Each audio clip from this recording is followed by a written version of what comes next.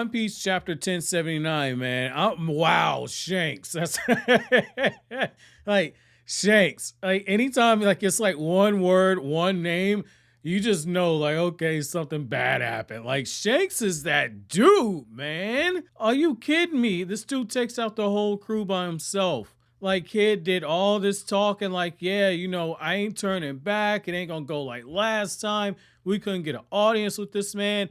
Shanks just pulled up and showed him his levels to this, and you guys do not qualify for the fight that you're trying to get into. Shanks takes them all down. This is crazy, man. Like I thought like Oda was gonna like continue to just kind of swerve us a little bit where we saw the whole thing going on with York and her continuing to portray Vegapunk, and it's not actually like that. It's like the chapter opens up where you have York and she's talking to all the clones that you have of the seven warlords, all the little mini Seraphim, and she basically says like, hey, like the world government, they're not just gonna erase the Stella, they're gonna erase me as well. And this is what we gotta do. I need you guys to eliminate all the obstacles for me. I want S Snake to go ahead and put me under her spell, and when everybody's not watching, take the spell off of me. That way there's no eyes on me. It's a very well thought out plan, and it's one of those things where as she starts talking, she gives some very specific guidelines, and so we start getting some of the answers to some of the plot lines we had earlier where people are like, hey, who's really giving the information here? Who is it that is actually pulling the strings on the Seraphim? What's going on here?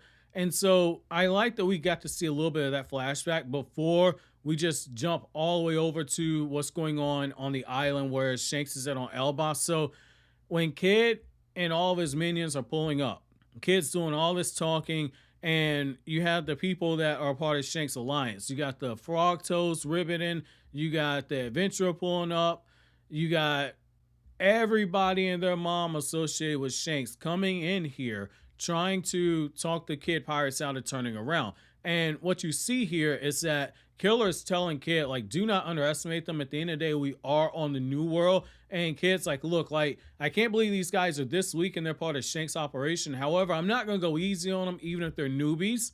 And what we end up finding out is that as this is going on, Shanks is getting ready for departure. He's telling the people that are in his alliance that still has ships to move their ships out of the way. And the way that Shanks is talking, it let me know that we're going to be getting something really badass with the character at some point. And this man is basically saying like, look, like, you guys are associated with me. You're famous because you're weak. And as the other pirates are laughing, Shanks is actually dropping gems on them. He says that like, you need to worry less about dying from combat and more so dying from old age. And the reason why I like that is that it kind of goes into it. Like the stronger you become in a lifestyle like this, the more likely you are to actually be killed off. But the weaker you are, the more likely you are to actually stay alive, because the weak, they have more options. When you get to a certain level of strength, the only option you truly have is to fight.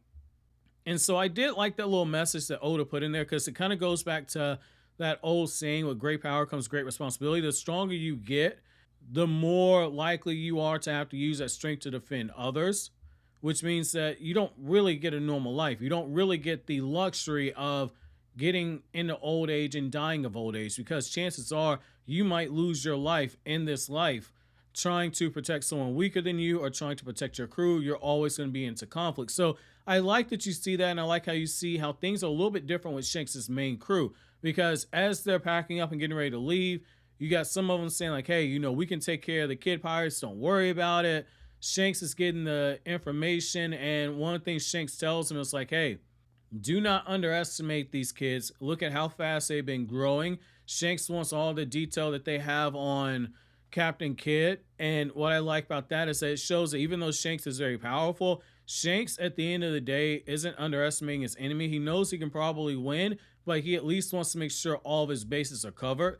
And when Kid finds out that Shanks' crew are getting ready to leave, Shanks immediately becomes a target for Kid. Kid pulls out one of his weapons. He gets ready to start shooting. And then that's where we see Shanks, and he looks over and he immediately starts barking orders. Shanks clearly used observation hockey here.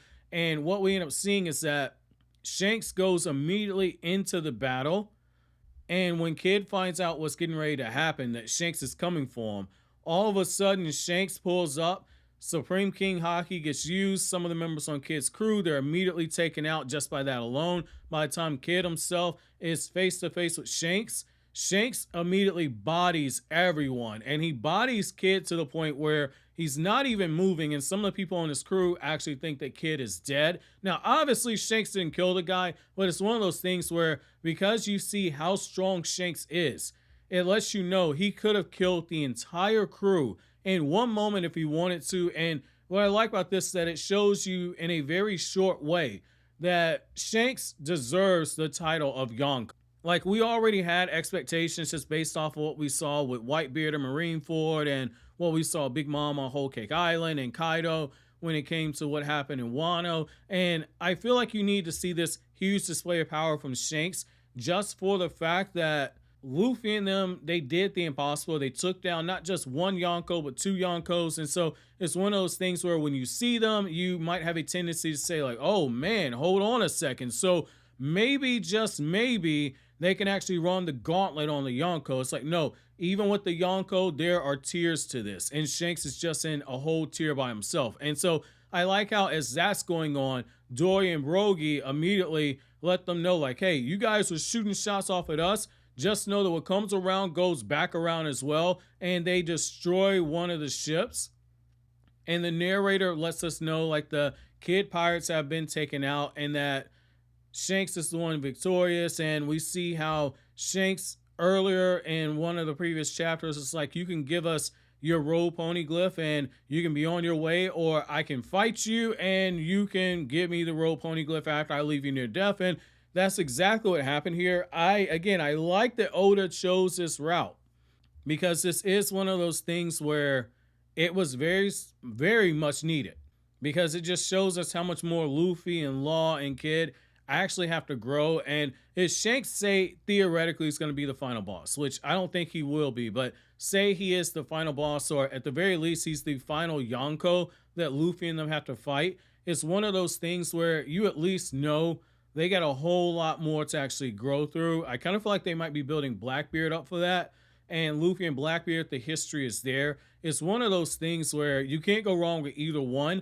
And just by using Shanks in this manner and having him get as active as he is, because throughout the One Piece manga, like Shanks has kind of popped up every now and then. And every time he's popped up, it's been one of those things where it's been very important. So it kind of feels like you can use Shanks right now to actually build up Blackbeard since he has that rank of Yonko as well. And also you can also position him as a red herring, which is ironic given the name Red Hair Pirates. However, I am curious to know what you guys thought about this. Did you think it was a good idea to have Shanks just take out Kid's entire crew like it was nothing? But so always, guys, if you like anything I had to say, don't forget to comment, rate, subscribe, and share. Thank you so much for watching to the end. Have an awesome day, guys.